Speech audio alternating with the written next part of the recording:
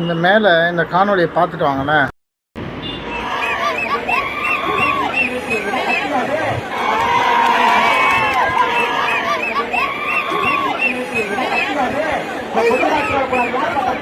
மயிலாடுதுறையில் ஒரு ஊரில் தீமிதி திருவிழா நடக்குதுங்க. ஒரு தற்கொலை முண்டை இருக்குதுங்க. அந்த கட்சியில் இருக்குது எல்லாமே தற்கொலைக்கு தான்.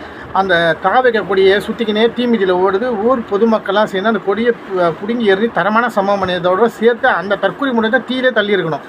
ஏன்னா பல கோவிலில் இந்த தாவக தற்கொலை முண்டை இங்கே மட்டும் இல்லை, சபரிமலை சன்னிதானத்தில் பல லட்சம் பேர் போகிறாங்க வருது இந்த 48 நாள். இந்த நாய்ங்க இந்த மாலை போகிறவங்க எல்லாரையும் சொல்லுங்க, இந்த நாய்ங்க இந்த கொடியை எடுத்துன்னு போய்ட்டு அங்கே காட்டுவானுங்க. நான் பாரு அங்கே எடுத்து விளம்பரம் பண்ணுறாங்களாம்.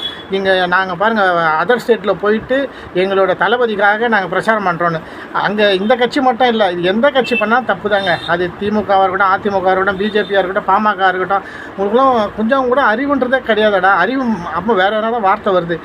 அதாவது ஆந்திரா கவர்மெண்ட்டை பார்த்து கற்றுங்கடா. அங்கெல்லாம் போயிட்டு காரில் கட்சி ரீதியாக ஒரு சின்ன அவங்களுக்கு சந்தேகப்பட்டால் கூட ஸ்டிக்கரை வச்சு சொர்ணி தான் உள்ளே அனுப்புவான். ஒரு மத அடையாளத்தோட கட்சி சின்ன அடையாளத்தோடு அந்த ஆந்திரா மேலே போய் திருப்பதிக்கு நீங்கள் தரிசனத்துக்கு போக முடியாது. அந்த மாதிரி இந்தியாவில் இருக்கிற மொத்த புண்ணிய ஸ்தலங்களும் எடுத்துகிட்டு வந்தாங்க. எந்த கட்சிக்காரங்களும் தப்பு தான். ஏன்னா பல லட்சம் பேர் ஒன்றும் உன்னைக்கு அங்கே எத்தனை கட்சி கொடியை காமிச்சு நீ என்ன பண்ண போகிறேன்னா அப்புறம் பிடுங்க போகிறீங்கன்னு தான் கேட்க வருது.